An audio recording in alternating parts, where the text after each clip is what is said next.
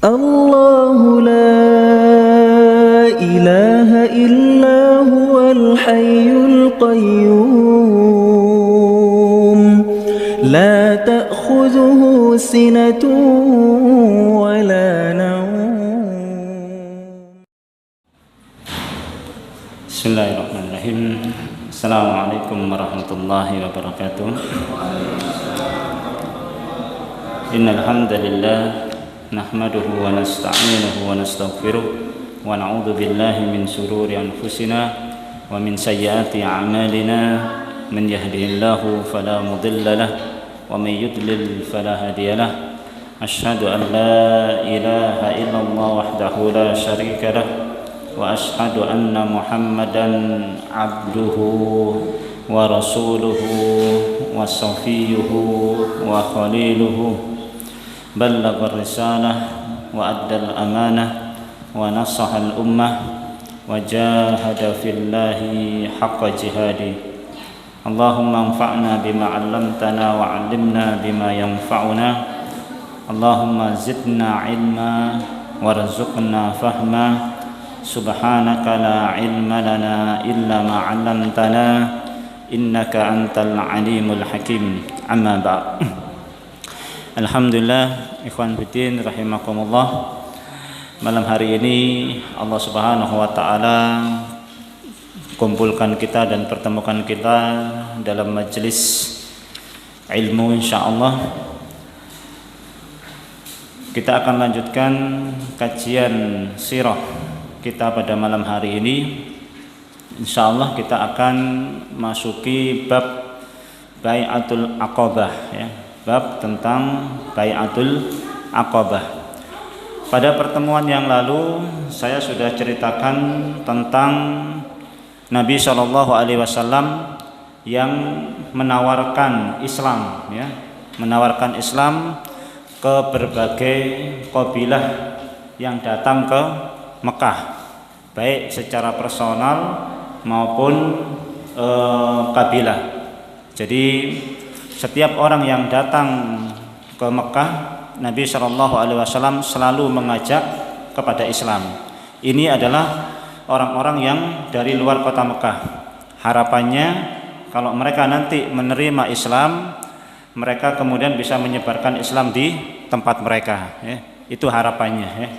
Dari sekian kabilah atau sekian personal yang Nabi SAW tawarkan untuk Islam, kemarin kita sudah sebutkan ya, ada beberapa yang menolak dan ada beberapa yang menerima ya. Kisahnya kemarin sudah kita jelaskan. Kita akan lanjutkan tentang kisah awal mula tentang Bai'atul Aqabah itu sendiri ya. Jadi kira-kira ya, tahun musim haji ya, kira-kira musim haji tahun ke-11 setelah kenabian ya. Tahun ke-11 setelah Nabi SAW diangkat sebagai Nabi, di musim haji Nabi SAW bertemu dengan beberapa orang ya, yang berasal dari Madinah ya. Saya sebutkan, jadi diriwayatkan oleh di sini disebutkan pada musim haji tahun ke-11 Nabi SAW bertemu dengan beberapa orang dari suku Khazraj ya. Suku Khazraj ini berasal dari Yaman aslinya ya. Ada dua suku yang dari Yaman yang keluar ketika bendungan Ma'rib di Yaman itu jebol, pecah ya. Bendungannya jebol, kemudian negeri Saba ya. Antum tentu masih pernah dengar negeri Saba, kisah negeri Ratu Balkis ya. Negeri yang dialiri sungai, yang sebelah kanannya itu buah-buahan, yang sebelah kirinya sayur-sayuran ya.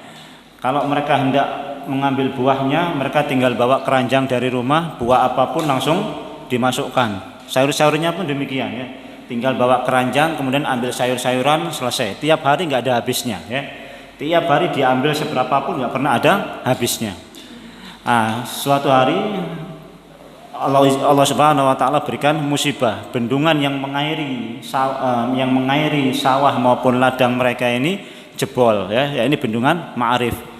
bendungannya pun jebol, itu pun dikarenakan sebab yang remeh sebetulnya, sebagai bentuk kekuasaan Allah Subhanahu wa taala menghancurkan sesuatu kalau Allah Subhanahu wa taala berkehendak, yaitu bendungannya itu dikerokoti oleh tikus. Ya, bendungan itu dikerokoti oleh tikus, kemudian jebol airnya, kemudian rusaklah semua buah-buahan maupun sayur-sayuran tersebut. Karena rusak, maka tidak ada penghidupan di Yaman, atau bahasanya sulit untuk kemudian hidup di Yaman. Kemudian mereka akhirnya keluar dari kota Yaman. Di antara yang keluar itu adalah suku Khazraj dan suku Aus. Ya.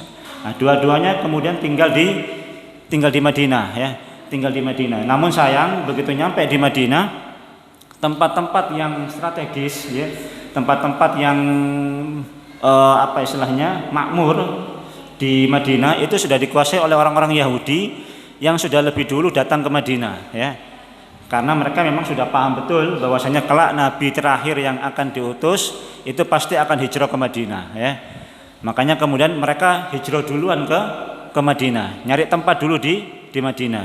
Hanya tempat-tempat yang strategis dikuasai oleh mereka, ya.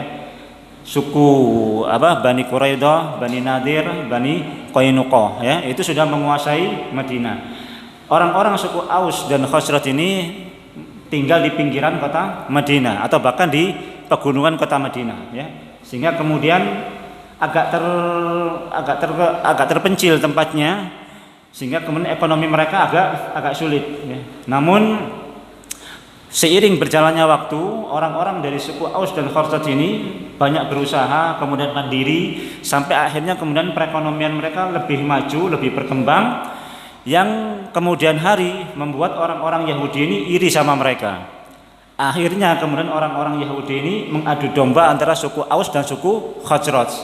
Sehingga kalau kemudian kita ketahui dalam sejarah, akhirnya terjadilah pertempuran terus, peperangan terus antara suku Khazraj dan suku Aus, nggak pernah berhenti, ya. Sampai nanti Nabi SAW hijrah ke Madinah, barulah dipersaudarakan antara suku Aus dan suku Khazraj, barulah berhenti permusuhan mereka. Awalnya memang diprovokasi oleh orang-orang Yahudi, karena memang kehidupan mereka lebih makmur di kemudian hari. Dari suku Khazraj ini keluar kurang lebih 6 orang, ya. 6 orang keluar dari suku Khazraj, ya. Dalam riwayat yang lain disebutkan 8 orang, dalam riwayat yang lain disebutkan 6 orang, ya. 6 orang ini di sini disebutkan As'ad bin Zurarah, Auf bin Haris, kemudian Rafi' bin Malik Al-Ajlani, kemudian Qutbah bin Amir, kemudian Uqbah bin Amir, kemudian Jabir bin Abdullah. Tapi Jabir bin Abdullah di sini bukan Jabir bin Abdullah yang terkenal dari sahabat Nabi, putranya Haram, Abdullah bin Haram, bukan, ya. Namanya saja yang sama, Jabir bin Abdullah bin Risab. 6 orang, ya. Maka kemudian Nabi SAW menemui 6 orang ini, ya. Nabi SAW menemui 6 orang ini, terjadilah diskusi antara Nabi SAW dengan 6 orang ini, ya, yang dari suku suku Khazraj yang berasal dari kota Madinah pada musim haji tahun ke-11, ya. Terjadilah diskusi. Nabi SAW bertanya kepada mereka, man antum, ya, siapa kalian ini? Maka mereka menjawab, nafarun minal Khazraj, kami dari suku Khazraj, ya, kami dari suku Khazraj. Amin mawalil Yahud, apakah kalian ini sekutunya orang-orang Yahudi? Kata Nabi SAW, ya, apakah kalian ini sekutunya orang-orang Yahudi? Qalu na'am, iya. Maksudnya sekutu Yahudi ini begini, ya. Tadi kan sudah saya terangkan, suku Aus dan Khazraj ini sering terjadi pertempuran, ya kan? Sering terjadi pertempuran. Maka kemudian mereka mengambil sekutu untuk minta bantuan orang-orang Yahudi. Suku Aus nanti minta bantuan suku Yahudi Bani Qainuqah atau Bani Quraidah, nanti yang satunya lagi bergabung dengan suku Yahudi Bani Nadir atau yang lain, begitu. Jadi maknanya ini mereka bersekutu dengan orang Yahudi kalau pas perang, ya. Jadi kalau pas lagi perang minta bantuan kepada suku-suku Yahudi ini, ya. Jadi suku Yahudi kan ada 3, ya, Bani Quraidah, Bani Qainuqah dan Bani Nadir. pas terjadi peperangan antara suku Aus dan Khazraj ini, nah nanti suku Aus ini gabung sama, nanti diminta bantuan sama suku Bani Quraidah umpama ya kan, atau suku Bani Qainuqa. Yang satunya lagi minta bantuan suku Bani Nadir. Itu maknanya bersekutu ya, maknanya bersekutu. Apakah kalian ini sekutu orang-orang Yahudi? Mereka menjawab, "Na'am." Afala tajlisuna ukallimukum ya. Bisa enggak kalian duduk sebentar? Saya ingin ngobrol dengan kalian. Bahasanya begitu ya. Saya ingin berbicara dengan kalian ya.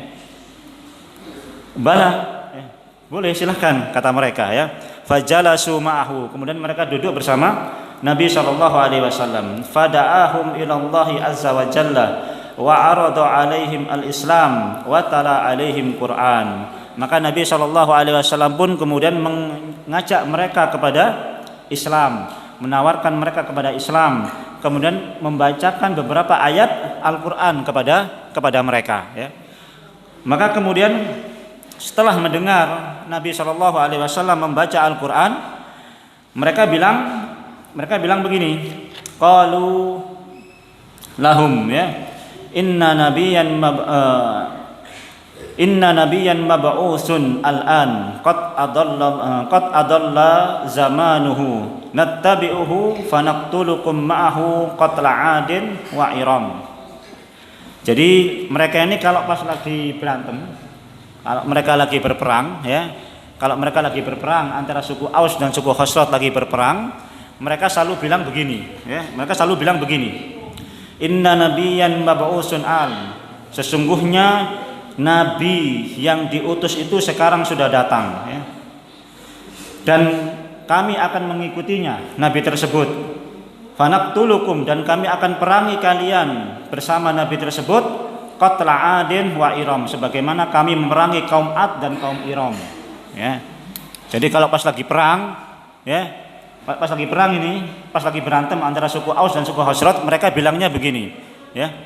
Mereka selalu bilang nabi yang diutus itu akan segera datang ya, dan kami akan mengikuti nabi tersebut, dan kami akan perangi kalian bersama nabi tersebut sebagaimana kami memerangi suku Ad dan suku Iram ya, suku Bani Ad dan Iram ya. Ini kaum terdahulu ya, apa namanya, Ad dan Iram ini ya. Ad, Iram, kaum yang apa istilahnya besar ya, yang mereka bikin apa namanya, bikin rumah-rumah dari gunung ya, rumah-rumah dibikin gunung. Baik, itu perkataan mereka ya. Jadi pas lagi berantem mereka selalu ngomong begitu ya. Maka kemudian ketika Nabi sallallahu alaihi wasallam menerangkan Islam, maka kemudian di antara mereka saling mengucapkan ya, qala ba'duhum li ba'din ya, satu dengan yang lain kemudian saling mengucapkan, ya qaum ta'lamu wallahi innahu lanabiyyun alladzi tawa'adakum bihi yahud. Ketahuilah wahai kaum, sesungguhnya dia itu adalah nabi ya, sesungguhnya dia ini nabi ya, yang dijanjikan oleh orang-orang Yahudi. Aus dan Khazraj ini menyembah berhala, orang musyrik ya, orang musyrik ya. Jadi dia nggak paham tentang nabi yang terakhir, nggak paham tentang Nabi Muhammad, nggak paham dia. Yang paham orang Yahudi ya, yang paham orang Yahudi ya. Nah, setiap kali ketika kumpul dengan orang-orang Yahudi ini, orang-orang Yahudi ini selalu bilang nanti akan ada nabi terakhir yang diutus, nanti akan ada nabi yang diutus, nanti akan ada nabi yang diutus yang akan hijrah ke sini. Tapi suku Aus dan Khazraj ini tidak paham ya, karena dia bukan orang ahli kitab ya, dia orang-orang musyrik. Nah, orang Yahudi selalu ngomong begitu, nanti akan ada nabi yang diutus, nanti akan ada nabi yang. Nah, begitu kemudian orang-orang ini ketemu nabi, mereka langsung bilang, oh ini kayaknya nabi yang dibicarakan oleh orang-orang Yahudi. Paham nggak? Paham ininya ya? Ini kayaknya yang dimaksud oleh orang-orang Yahudi yang dijanjikan kelak akan datang nabi tersebut. Ayo kita benarkan dia, bahasanya begitu ya. Ayo kita benarkan dia. Bahasanya orang-orang 6 orang tadi bilangnya begitu. Ayo kita benarkan dia. Fala nastabiqannakum ilaihi. Jangan sampai kedahuluan mereka ya. Jangan sampai kedahuluan orang-orang Yahudi. Ayo kita beriman dulu sama sama Nabi ini ya. Maka kemudian mereka langsung beriman kepada Nabi Shallallahu Alaihi Wasallam, masuk Islam akhirnya ya, masuk Islam. Kemudian mereka bilang setelah masuk Islam, ya Rasulullah, inna qad tarakna qaumana wala qauma bainahum minal adawati wasyarrin ma bainahum fa asa ayyajma'ahumullahu bika. Ya Rasulullah, wahai sungguh kami ini meninggalkan kaum kami dan sungguh tidak ada kaum yang saling berperang seperti kami ini ya. Mudah-mudahan dengan engkau kami kumpulkan, kami persatukan. Allah Subhanahu wa taala persatukan kami ya, dengan perantaraanmu kami dipersatukan, bahasanya begitu ya. Kalau sampai nanti kami dipersatukan dengan perantaramu, sungguh engkau akan menjadi orang yang paling mulia di antara kami. Pulang mereka dan kami berjanji, mereka bilang kami berjanji akan menawarkan Islam, akan mengajarkan Islam yang kami terima ini kepada mereka, kepada kaum kami ya, kepada kaum kami. Maka kemudian mereka pulang ya, 6 orang ini kemudian pulang ya. Pulang kemudian sesuai dengan janji mereka kemudian mengajarkan Islam kepada kaumnya ya, ke suku Aus dan suku Khazraj ya. Diajaklah beberapa orang untuk masuk Islam ya, Akhirnya pada musim haji tahun berikutnya ya, tahun ke-12 berarti ya. Tadi tahun ke-11 ya, musim haji tahun ke-11 ya, 6 orang ini datang, ketemu sama Nabi, ngobrol sama Nabi, kemudian masuk Islam. Kemudian mereka pulang ke Madinah, ngajak kaumnya masuk Islam ya.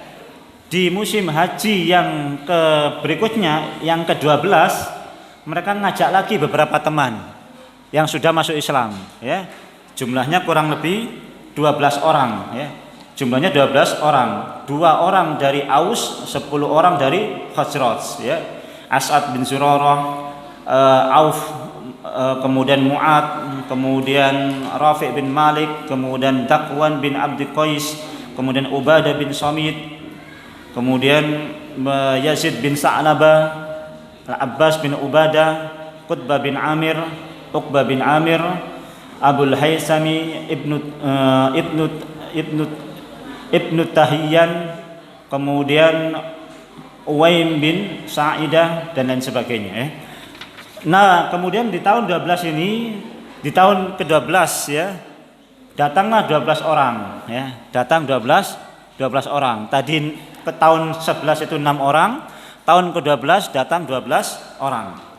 12 orang ini ketemu sama Nabi di Aqabah ya.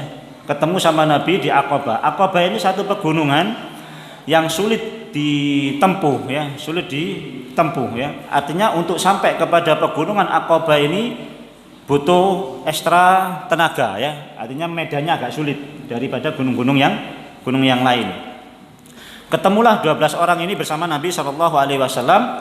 Maka kemudian dari 12 orang ini Nabi Shallallahu Alaihi Wasallam pun ngajak baiat ya, ngajak baiat ya. Isi baiatnya adalah bai'uni ala alla tusyriku billahi syai'an wala tasriku wala taznu wala taqtulu auladakum wala ta'tu bi buhtanin taftarunahu baina aydikum wa arjulikum wala ta'su fi ma'rufin faman waffa minkum fa ajruhu 'ala Allah wa man asaba min dzalika syai'an fa uqiba bihi fid dunya fa huwa kaffaratun lahu wa man asaba min dzalika syai'an thumma satarahu Allahu fa huwa ila Allah in syaa'a 'afa anhu wa in syaa'a 'aqabahu fa bay'nahu 'ala dzalik ya.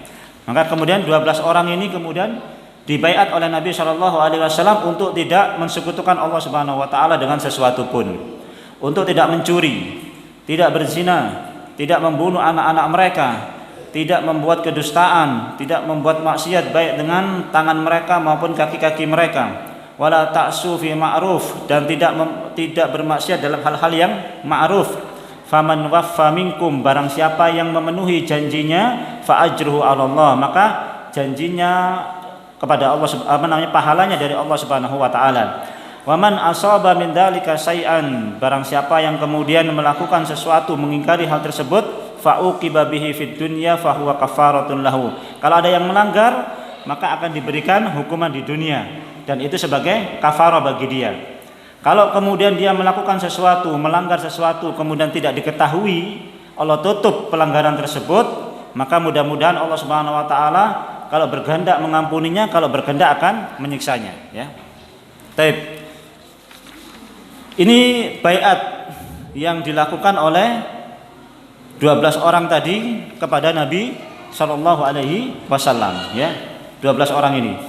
Kemudian 12 orang ini juga berjanji akan lebih lagi menyebarkan Islam, ya.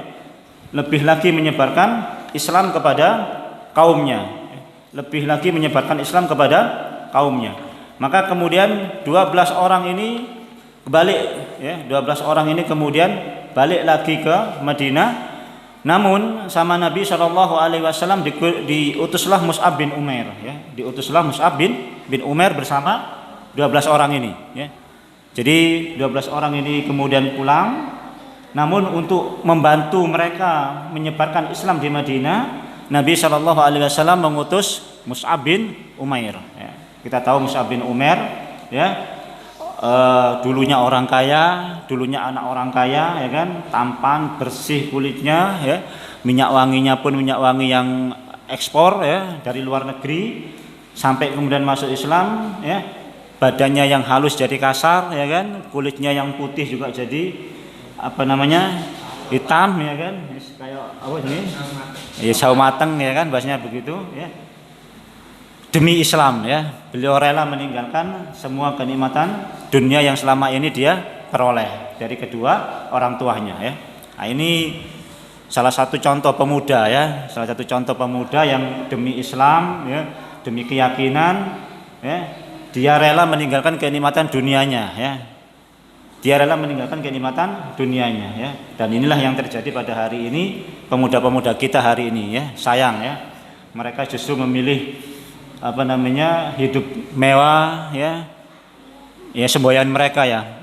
Muda foya-foya, ya kan. Tua kaya raya, mati masuk surga, kan begitu, ya. Itu semboyan mereka, ya. Tapi itu semboyan yang salah, ya kan. Semboyan yang salah, ya. Muda itu mestinya digunakan untuk memperjuangkan Islam, ya.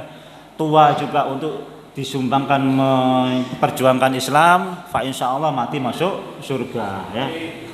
Nggak mungkin muda foya-foya, tua gaya raya mati masuk surga.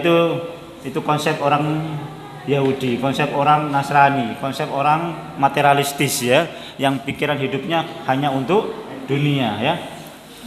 Mus'ab bin Umair akhirnya diutus kepada ikut bersama 12 orang tadi ke Madinah. Di sini disebutkan ada beberapa pasal atau beberapa tentang pembahasan tentang kenapa sih kok kemudian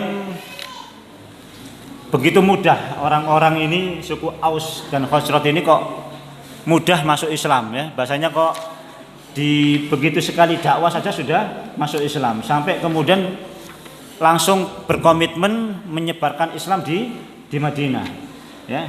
Padahal belum pernah, mereka ini orang musyrik, ya, tidak kenal yang namanya Nabi Muhammad. Kecuali kalau orang Yahudi lain lagi, mereka sudah kenal Muhammad, tapi sayangnya orang Yahudi kenal betul Nabi Muhammad. Begitu Nabi Muhammad datang, nggak mau beriman, ya. Ini orang musyrik ini, suku Aus dan Khazraj ini seorang musyrik, nggak kenal Nabi Muhammad, begitu ketemu sekali langsung masuk Islam, ya. Aneh, ya kan? Ini kan kebalikan. Orang Yahudi yang sudah kenal baik sama Nabi, ya'rifunahu kama ya'rifuna abna'ahum. Mereka mengenal Nabi itu sebagaimana mereka mengenal anaknya sendiri.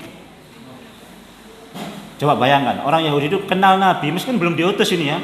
Belum diutus Nabi itu, mereka sudah mengenal Nabi itu sebagaimana mereka mengenal anak mereka sendiri. Antum bisa bayangkan 100 orang 100 anak ini kita kumpulkan jadi satu, ya. Kita tanya, mana anakmu? Pasti dia kenal, ya. Pasti dia bisa mengetahui siapa di antara 100 orang itu mana anaknya. Seandainya ada beberapa orang yang kembar sekalipun, dia pasti bisa mengenali ini anak saya. Saking kenalnya sama Nabi, ya. tapi sayang, ya kan? Sekali lagi mereka ini menolak Nabi Shallallahu Alaihi Wasallam. Begitu Nabi SAW diutus karena memang bukan dari golongan mereka.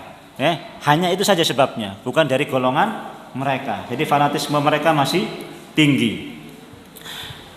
Kenapa kemudian mereka kok gampang masuk Islam ya?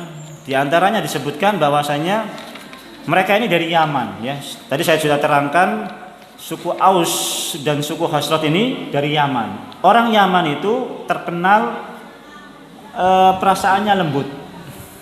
Terkenal perasaannya lembut, hatinya lembut. Ya. Jadi untuk menerima kebenaran itu mereka mudah. Mereka gampang menerima kebenaran ya.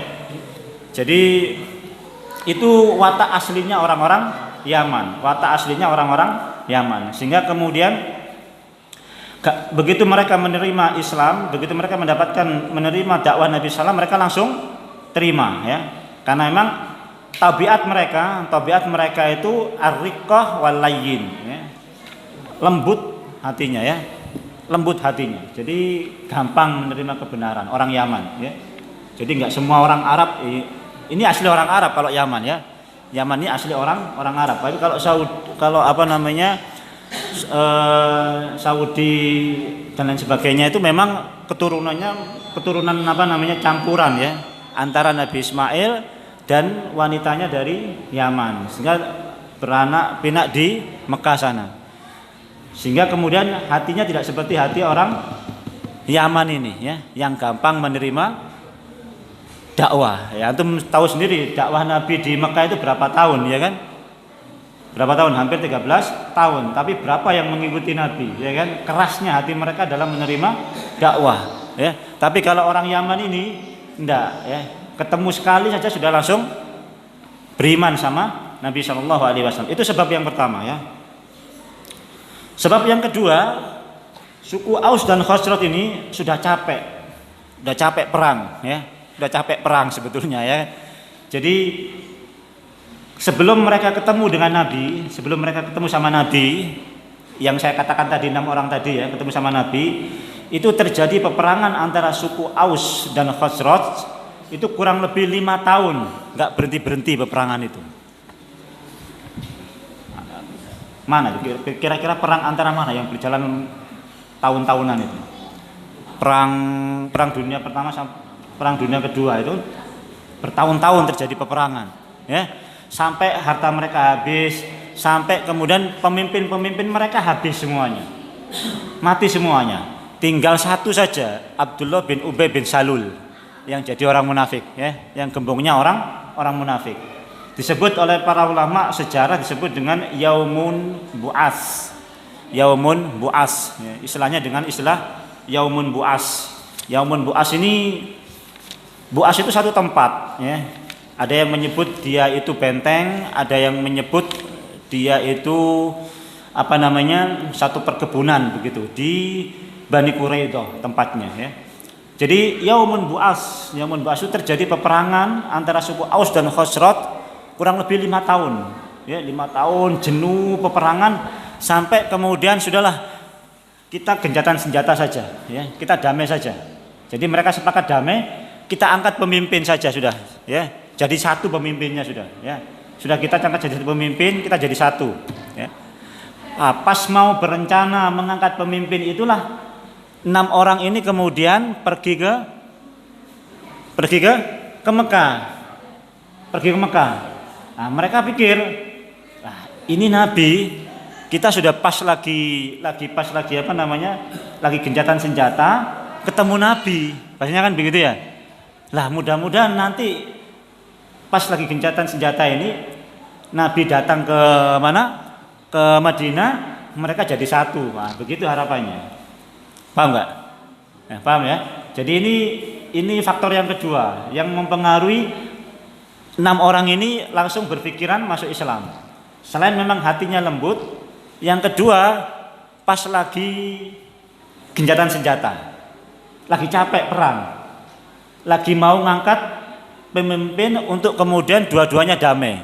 Lah pas ketemu Nabi, banyak begitu ya. pas ketemu Nabi. Lah mudah-mudahan Nabi inilah nanti yang jadi pemimpin antara Aus dan Khazraj, mereka kemudian jadi satu, maksudnya begitu. Ya. Ini sebab kenapa kemudian mereka gampang menerima Islam ya. Ini analisa para ulama ya. Ini analisa para ulama ya. Itu yang kedua ya. Nah, itu yang diantara sebab kenapa kemudian mereka menerima dakwah Nabi Shallallahu Alaihi Wasallam. Baik. Kemudian dari 12 orang ini diutuslah Mus'ab bin Umair bersama mereka. Maka kemudian Mus'ab bin Umair berangkatlah bersama 12 orang ini. Beliau kemudian tinggal di rumahnya As'ad bin Zurarah ya. Tadi saya sudah sebutkan kan, As'ad bin Zurarah. Beliau tinggal di situ ya. Beliau tinggal di situ, kemudian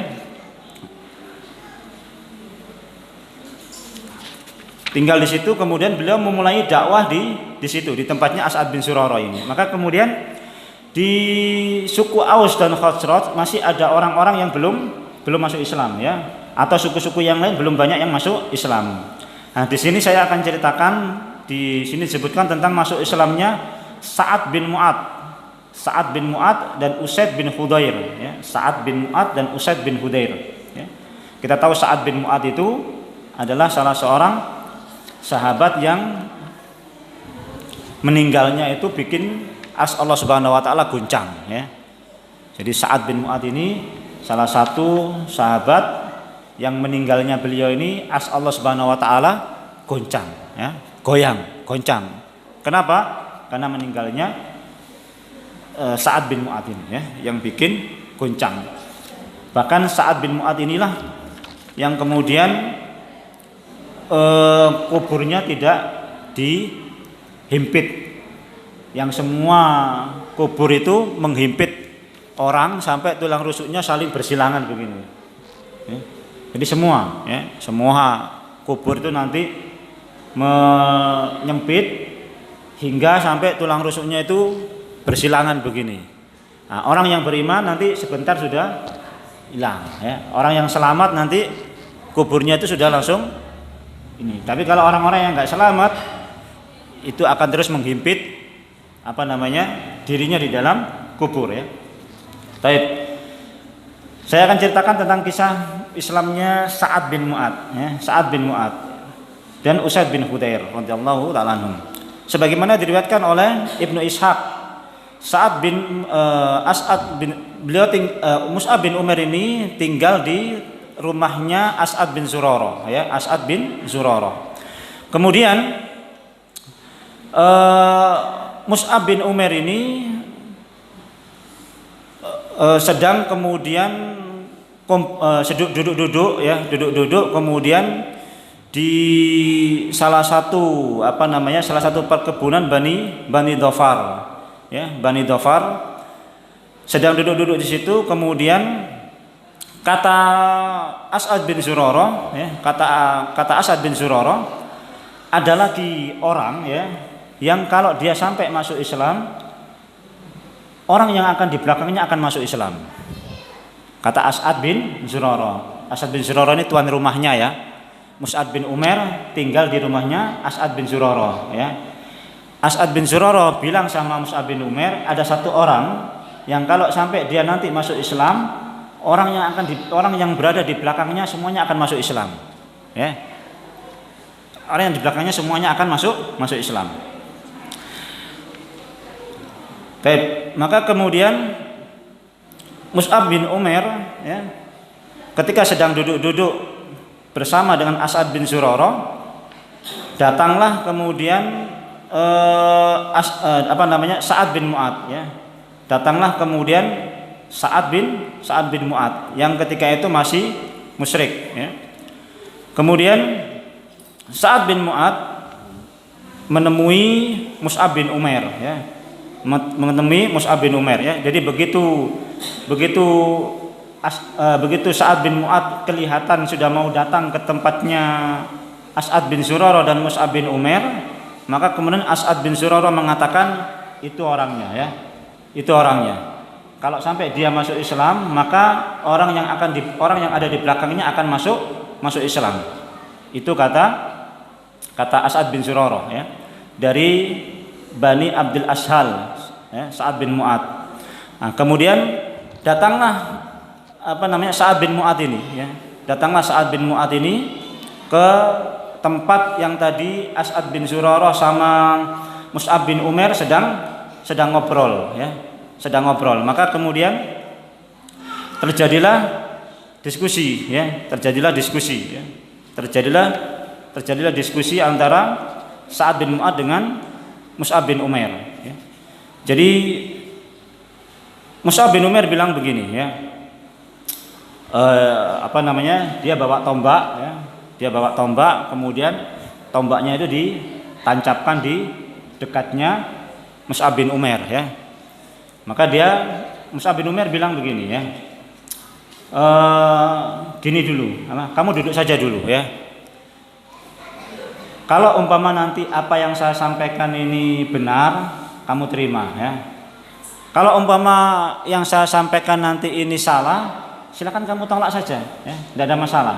Enak kan bahasanya begitu. Ini ketenangan ketenangan Mus'ab bin Umair ya, bahasanya begitu ya. Jadi dai ini harus tenang bahasanya begitu ya. Digeruduk wong akeh ya kan. Tenang saja dulu ya kan. Ya, tenang. Kalau sebisa ya tentunya ini pengalaman lah, ini pengalaman mungkin ya. Sebab mungkin ada dai yang mengalami kejadian begitu bisa emosi bisa ya kan, nggak tenang bisa kan begitu. Tapi Mus'ab bin Umair ini begitu didatangi oleh Sa'ad bin Mu'ad dengan membawa tombak hendak kemudian mengusir bahasanya begitu Mus'ab bin Umair, karena menurut informasi ajaran yang dibawa oleh Mus'ab bin Umair ini membodoh-bodohkan Tuhan-Tuhan mereka ya, menyalah-nyalahkan nenek-nenek moyang mereka kan bahasanya begitu. Jadi dia bilang, saya dengar kalian ini membodoh-bodohkan Tuhan-Tuhan kami ya, membodoh-bodohkan pemimpin-pemimpin kami. Kalau itu yang kalian lakukan, silakan kalian pergi dari sini. Itu kata Sa'ad bin Mu'ad ya, itu kata Sa'ad bin Mu'ad. Maka kemudian duduklah Sa'ad bin Mu'ad ini mendengarkan apa yang disampaikan oleh Mus'ab bin Umair ya. Begitu kemudian dia duduk dengan tenang, kemudian Mus'ab bin Umair menyampaikan Islam, kemudian membacakan beberapa ayat Al-Qur'an. Seketika itu pula dia masuk Islam ya. Seketika itu pula dia masuk Islam ya. Jadi enak hatinya orang-orang Yaman ini enak ya. Jadi datang mau ngusir Mus'ab bin Umair, tapi sama Mus'ab bin Umair ditenangkan dulu ya. Ayo kita ngobrol dulu ya, bahasanya ngopi sih ya kan, ben gak panas ya kan. Gak ngopi panas, ngopi sih santai. Tak sampaikan apa yang sebenarnya kan bahasanya begitu ya. Barulah beliau dengan lemah lembut menyampaikan Islam, membacakan ayat-ayat Al-Qur'an Al-Karim. Dia terenyuh dengan bacaan Al-Qur'an yang disampaikan oleh Mus'ab bin Umair. Maka kemudian dia pun masuk Islam. Baik. Begitu dia masuk Islam ya, maka dia kemudian pergi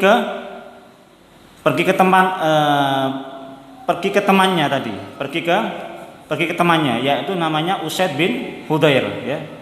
Usaid bin Hudair ya. Pas kebetulan Usaid bin Hudair ini lagi kumpul-kumpul dengan kaumnya ya, lagi kumpul-kumpul dengan kaumnya. Pas lagi kumpul dengan kaumnya, datanglah kemudian Sa'ad bin Mu'ad ya. Sa'ad bin Mu'ad menemui siapa namanya Usaid bin Hudair ya.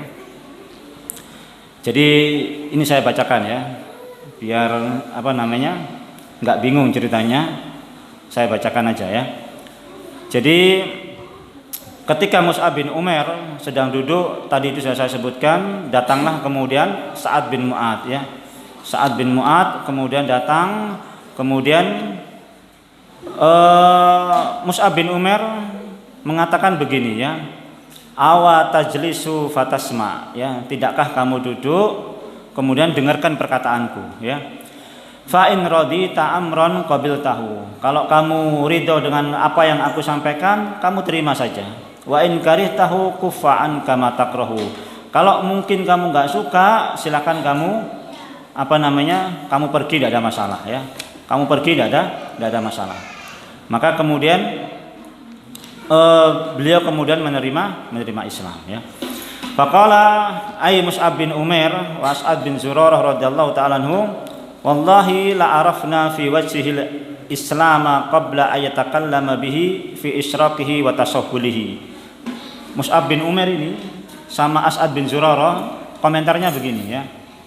Sungguh saya sudah melihat wajahnya itu sudah wajah Islam, bahasanya begitu. Ketika Mus'ab bin Umair ini menyampaikan Islam dan membacakan ayat Al-Quran, ya. Jadi Sa'ad bin Mu'adz ini kelihatan komat kamit mulutnya, ya. Kelihatan komat kamit dan kelihatan rona mukanya sudah mulai berubah, ya. Jadi As'ad bin Zurarah yang melihat itu sudah berkomentar, saya melihatnya sudah wajah Islam ini, ya. Saya melihatnya sudah wajah Islam. Itu sebelum masuk Islam, ya. Maka kemudian ditanya, bagaimana kalian ini, bagaimana caranya kalau masuk Islam, bagaimana caranya, ya. Dia bilang apa? Ya tagtasilu, kamu mandi dulu, ya. Fatatahharu, kemudian bersucilah. Watutahhir sawbaka, kemudian sucikan, bersihkan bajumu. Summa tashhadu syahadatal haq, kemudian bersahadat dengan syahadat yang benar. Summa tusalli rakaatain, kemudian salatlah 2 rakaat, ya. Kemudian salatlah 2 rakaat. Ini memang tata cara masuk Islam, ya.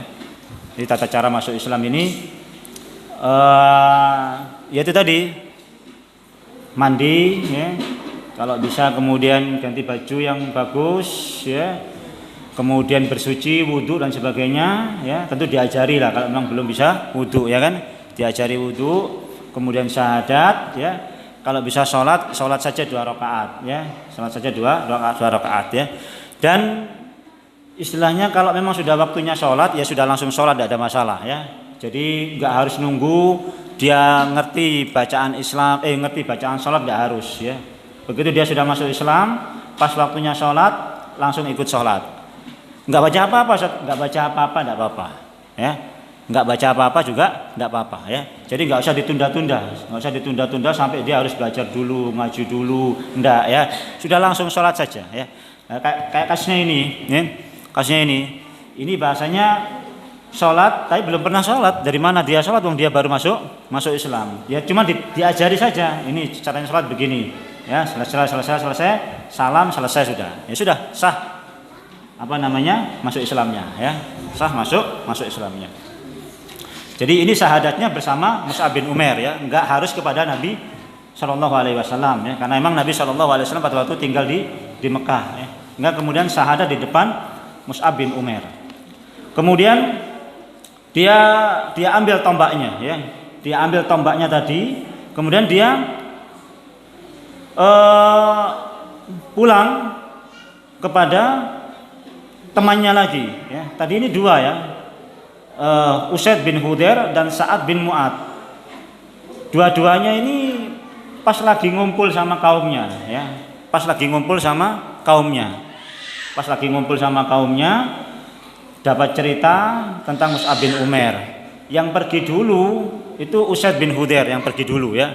Yang pergi dulu menemui Mus'ab bin Umair itu Usaid bin Hudair, ya. Dia marah-marah, dia tancapkan tombaknya, duduk sebentar di hadapan Mus'ab bin Umair, kemudian masuk Islam, ya. Mandi, sholat, balik ke tempat pertemuan tadi, paham, ya? Balik ke tempat pertemuan tadi yang di situ ada Sa'ad bin Mu'adz dan kaumnya, ya. Ini 2 orang ini pemimpin, ya. 2 orang ini pemimpin, ya. Pas lagi berangkat, ya, itu wajahnya kayak wajah marah begitu, ya.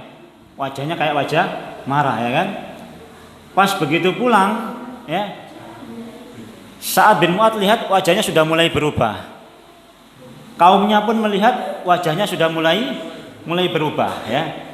Maka kemudian dia ambil tombaknya, dia balik ke tempat kaumnya. Kemudian Sa'ad bin Mu'adz komentarnya begini, ahlifu billahi laqad ja'akum Usaid bi ghairil wajhi alladhi dhahaba bihi min indakum. Sungguh saya bersumpah demi Allah, Usaid itu datang kepada kalian dengan wajah yang berbeda ketika dia pergi. Sungguh saya bersumpah, saya melihat wajahnya Usaid ini wajah yang berbeda ketika dia pergi. Ya, maksudnya begitu ya, ketika dia pergi. Falamma waqafa Usaid bin Hudair 'alan nadi qala lahu Sa'ad. Kemudian begitu dia nyampe di situ, berkatalah Sa'ad, ya. Berkatalah Sa'ad, ya. Faqala kallamtu rajulain fa wallahi ma aratu biha ba'san wa qad nahaituhuma faqala taf'al ma ahbabta wa qad haddistu an bani Harisa kharaju ila As'ad bin Zurarah liyaqtuluhu wa dhalika annahum arafu annahu ibnu khalatika liyuhfiruk. Jadi ini begini ceritanya ini, apa namanya? Usaid cerita begini, saya sudah ketemu dengan dua orang itu. Maksudnya As'ad bin Zurarah sama Mus'ab bin Umair ya. Dan mereka ini mengatakan silakan kamu lakukan apa saja, apa yang kamu sukai. Ya. Nah, kemudian Usaid bin Zurarah ini, Usaid bin Hudair ini bilang begini, ya. Dia menceritakan ya, bahwasanya katanya As'ad dulu ya, kamu ini pernah mau dibunuh oleh Bani Harisa, cuman karena kamu ini ada hubungan sama bibiknya As'ad bin Zurarah, kamu nggak jadi dibunuh. Ini ceritanya Usaid maksudnya ya. Usaid cerita sama Sa'ad bin Mu'adz bahwasanya As'ad bin Zurarah cerita. Ini anu saja ini, apa namanya? Ini mengadu domba sebetulnya. Ya, ini adu domba ya. Maksudnya nanti ada niat baiknya ini. Jadi dia bilang sama Sa'ad bin Mu'adz, katanya As'ad bin Zurarah, kamu dulu itu pernah mau dibunuh sama suku Bani Harisa. Hanya karena kamu ini punya hubungan sama bibiknya As'ad bin Zurarah, kamu nggak jadi dibunuh. Apa maksudnya? Emosilah Sa'ad bin Mu'adz ini. Emosi dia. Dia pengen ngelabrak As'ad bin Zurarah. Paham nggak? Emosi ini, Sa'ad bin Mu'adz ini emosi dengan informasi yang disampaikan oleh Usaid bin Hudair tentang perkataan As'ad bin Zurarah. Emosi dia, langsung dia ambil tombaknya, langsung dia menuju tempatnya tempatnya Mus'ab bin Umair dan As'ad bin Zurarah lagi ngobrol. Paham maksudnya? Ya. Nah, datanglah dia dengan emosi ya. Dengan emosi bawa tombak, ketemu sama dua orang ini ya. Begitu lihat dua orang ini mughdaban mubadiran takhawufan lilladzi dzukira lahu min Bani Harisa, maka kemudian dia pergi dengan marah ke tempatnya dua orang, yakni Mus'ab bin Umair dengan As'ad bin Zurarah. Begitu sampai di tempatnya As'ad bin Zurarah dan Mus'ab bin Umair, falamma ra'ahuma Sa'ad mutmainnina arafa anna Usaid bin Hudair innama arada minhu ayyasma'a minhuma ya. Begitu Usaid bin Hudair ini lihat Mus'ab bin Umair dengan As'ad bin Zurarah tenang-tenang saja, ngobrol santai, ngobrol enak, enggak ada masalah, enggak lagi ngapa-ngapain, enggak ada masalah apa-apa. Nyampe di situ baru dia sadar, oh saya ini dibujuki sama Usaid bin Hudair supaya saya datang ke sini, maksudnya begitu. Paham gak? Ya? Oh saya ini dibujuki sama Usaid bin Hudair supaya saya datang ke sini, begitu. Ini dibujuki, dikasih cerita apa namanya? Dikasih cerita bujuan, misalnya gitu, supaya dia marah menemui As'ad bin Zurarah yang lagi kumpul sama Mus'ab bin Umair. Sudah kadung nyampe situ ya kan, nggak enak dia, ya sudah sampai situ nggak enak, dia tancapkan tombaknya, dia marah-marah sama Mus'ab bin Umair ya. Faqafa Sa'ad bin Mu'adz ala As'ad bin Zurarah wa Mus'ab bin Umair mutasammitan, dengan dengan muka yang marah, muka yang masam. Kemudian summa qala li As'ad bin Surarah, kemudian dia bilang kepada As'ad bin Surarah, ya Aba Umamah, amma wallahi laula baini wa bainaka minal qarabati ma rumta hadza binni adakshana fi darina bima takrahu. Ya, kalau tidak ada hubungan antara aku dengan dirimu, ya tentu sudah kami usir dari negeri kami ini. Ya. Kemudian As'ad bin Surarah qad qala li Mus'ab bin Umair. As'ad bin Surarah bilang sama Mus'ab bin Umair, nah, ini satu lagi ini. Ya, ini satu lagi. Kalau sampai dia masuk Islam, orang yang di belakangnya akan masuk Islam juga. Nah, paham maksudnya?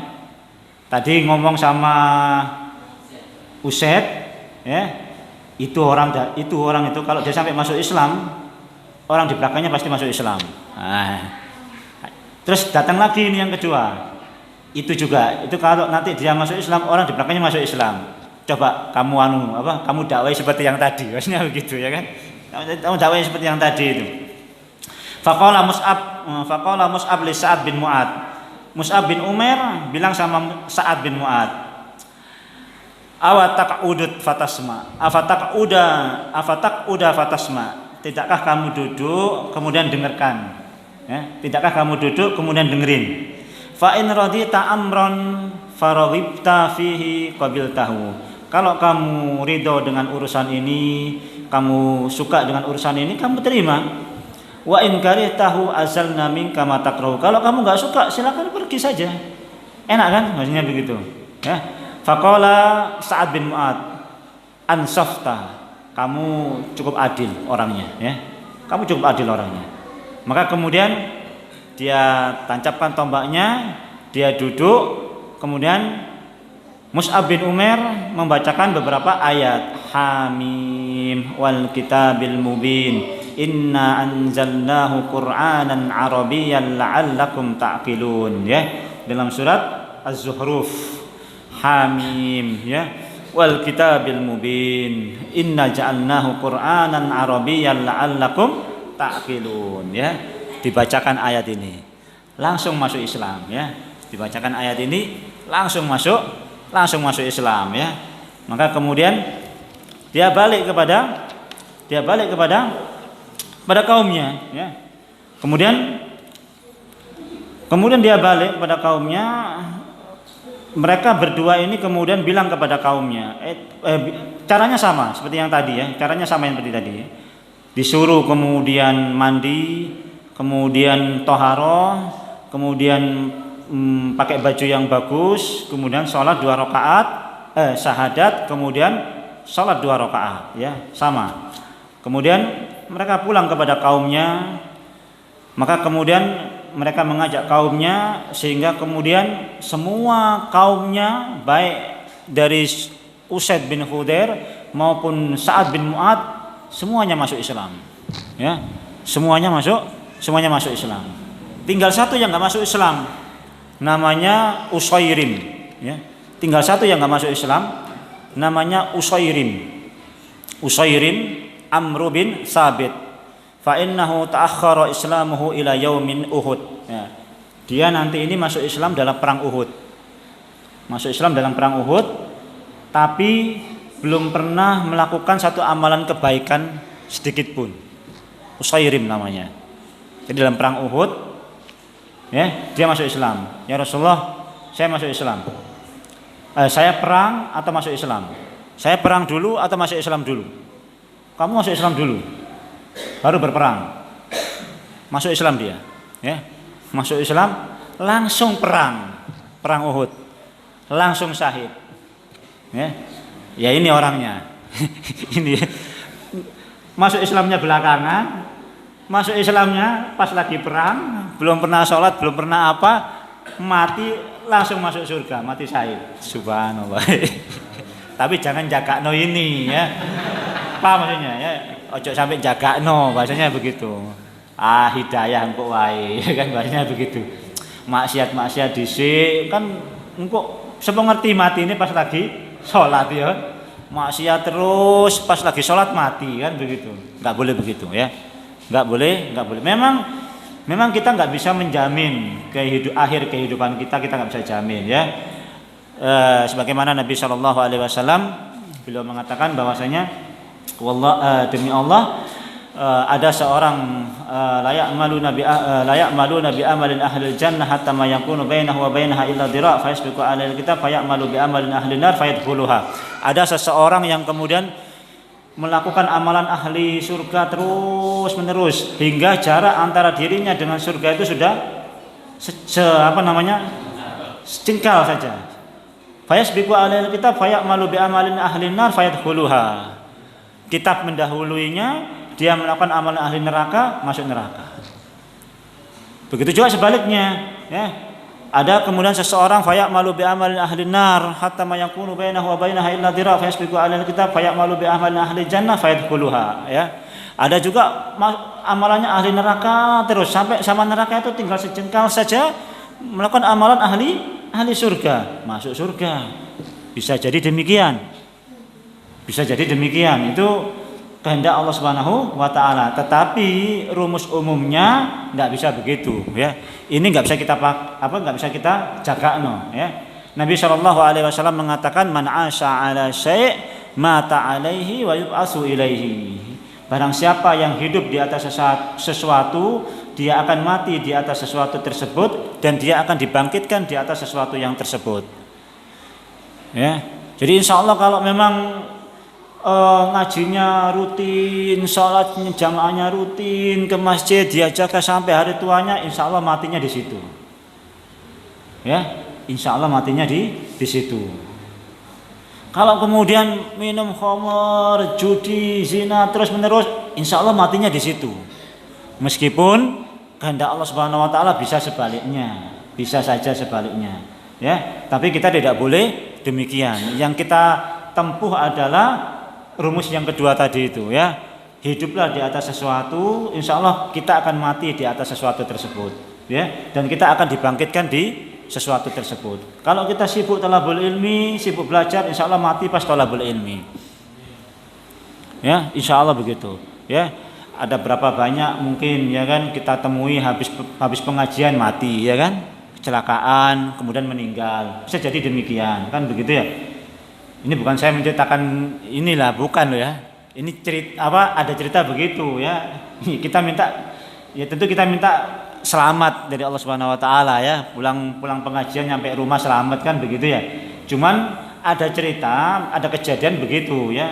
Kita ada teman di Solo itu juga begitu. Habis pengajian lewat Tawangmangu ya kan. Nah, pas lagi tikungan nyenggol jatuh meninggal. Ya. Bisa jadi demikian, orang yang thalabul ilmi matinya di atas itu. Nah, orang yang kemudian minum khamar bisa jadi matinya pas lagi minum khamar. Itu sudah kejadian banyak kan begitu ya. Habis ngoplos ya kan. Ngoplos oli dicampur campur oplosan ya kan, entek rong botol ya kan. Geleng nyebur got mati. Ya kan? Memang demikianlah rumusnya, memang demikian. Makanya kemudian memang kita tidak bisa mengatakan seburuk-buruknya orang ya, meskipun dia maksiat kita lihat mlebu neraka wong iki kok. Belum tentu. Kita bisa mengatakan kalau dia enggak tobat ya dan terus menerus dengan kelakuannya seperti itu, dia bisa masuk neraka. Tapi kalau kita vonis mlebu neraka wong iki ya, ngombe terus kerjane mlebu neraka, belum tentu ya kan. Kita tidak bisa memvonis meskipun orang itu maksiat terus di dunia itu, kemudian kita vonis kelak kalau dia mati masuk neraka, karena bisa jadi Allah Subhanahu Wa Taala tentukan di akhir kehidupannya melakukan amalan kebaikan, tobat, masuk surga. Antum bisa bayangkan pezina perempuan ya, pezina perempuan ini masyhur kisahnya ya, pezina perempuan ya kan. Lihat anjing kehausan, dia kasih minum, selesai ya, mati kemudian masuk surga. Tapi bukan ngasih minumnya ya, jangan salah paham ya. Tobatnya itulah yang kemudian tobat, kemudian dia tinggalkan perbuatan zinanya itu, meskipun amalannya cuma ngasih minum anjing itu, dia masuk surga. Bukan karena zina kemudian ngasih minum anjing masuk surga, bukan. Jangan kebalik. Ya, engko iki sampai krungu apa namanya? Pezina. Wah, iki ngasih anjing masuk surga, ngasih minum anjing masuk surga. Mereka ngasih minum anjing masuk surga, ya enggak begitu. Ya. Orang ini taubat, ya. Kemudian amalan baiknya ngasih minum anjing yang sedang kehausan. Ya.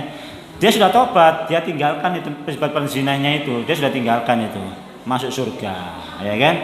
Masuk surga. Ujung akhir kehidupannya dia masuk surga, meskipun selama hidupnya kerjaannya zina.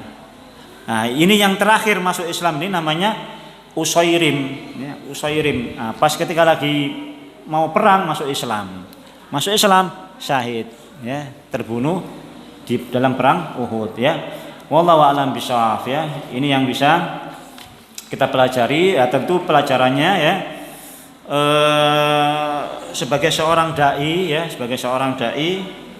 tentu kita dituntut untuk bisa berdakwah seperti dakwahnya Mus'ab bin Umair, ya, yakni dengan cara yang hikmah, ya, tenang, ya, dengan perkataan yang lemah lembut, ya, tidak emosi, ya, tidak kemudian menanggapi orang yang emosi dengan kita dengan emosi juga dan sebagainya, yang dengan akhlak yang baik, dengan adab yang baik, inilah yang kemudian orang kemudian terkesan sama kita, ya kan.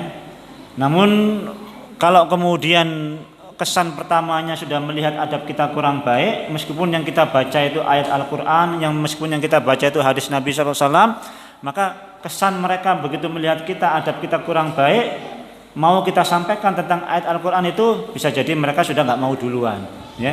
Bukan mereka nggak mau dengerin Islam, bukan mereka nggak mau dengerin ayat, bukan.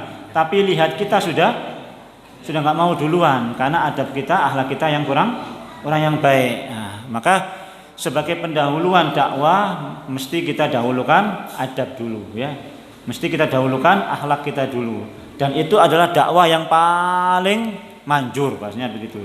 Dakwah yang paling ampuh, ya, karena memang orang akan melihat, orang akan meniru apa yang kita contohkan. Mereka tidak hanya mendengar apa yang kita ucapkan, tapi mereka mau berubah itu kalau melihat apa yang kita lakukan ini di hadapan mereka itu baik, ya, akhlak kita baik, ya. Kemudian pelajaran selanjutnya juga hidayah memang datangnya dari Allah Subhanahu wa taala. Meskipun sudah semua suku kebanyakan besar atau notabene suku Aus dan Khazraj itu sudah masuk Islam, tapi ada juga yang masih tidak masuk Islam, ya. Meskipun semua teman-temannya sudah masuk Islam semua, dia tinggal sendirian nggak masuk Islam, tapi yang namanya hidayah itu adalah kehendak Allah Subhanahu wa taala. Tetapi kalau memang kita hari ini sudah mendapatkan hidayah, selanjutnya adalah tidak boleh menunda-nunda amal baik, ya. Tidak boleh menunda-nunda amal baik, ya, karena memang kesempatan itu belum tentu ada, ya. Jadi kalau kita ini karena kalau nanti kita tunda amal baik itu, Allah akan hukum kita untuk tidak bisa melaksanakan amal tersebut, ya. Contoh begini, ya. Contoh ini simpel saja, sederhana saja, ya. Ini antum habis mungkin antum mau perjalanan dari rumah menuju ke masjid, ya. Di depan masjid itu antum ada ada pengemis lah, bahasanya begitu, ya. Ada orang minta-minta, pengin minta-minta, umpama. Antum ada duit sebetulnya. Ada duit untuk mau dikasihkan itu bisa. Dan antum ada niatan. Niatannya begini. Wah, sakno wong ku ya. Wis engko lah selesai sholat tak kasih, bahasanya begitu, ya kan. Selesai sholat saya kasih, nanti insya Allah selesai sholat saya kasih. Selesai sholat bisa jadi orang itu sudah nggak ada, paham?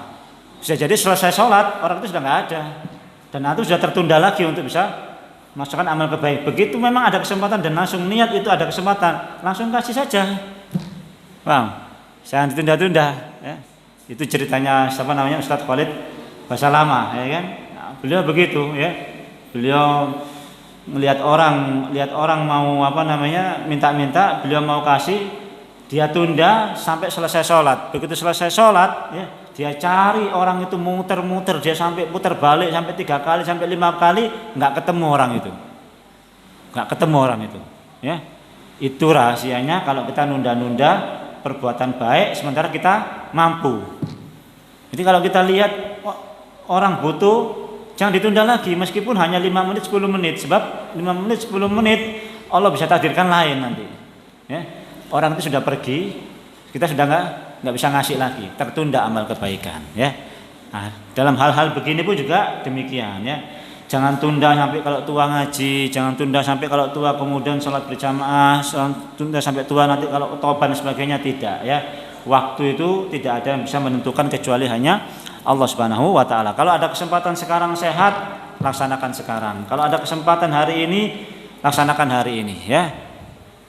Wallahu a'lam bishawab. Ini yang bisa kita kaji pada pertemuan hari ini, Bai'atul Aqabah yang pertama. Insyaallah kita pada pertemuan yang akan datang akan masuk pada Bai'atul Aqabah yang kedua, ya. Wallahu taala alam. Aqulu qouli hadza astaghfirullaha li kulli dzam. Innahu huwal ghafurur rahim. Subhanakallahumma wa bihamdika asyhadu an la ilaha illa anta astaghfiruka wa atubu ilaik. Assalamualaikum warahmatullahi wabarakatuh.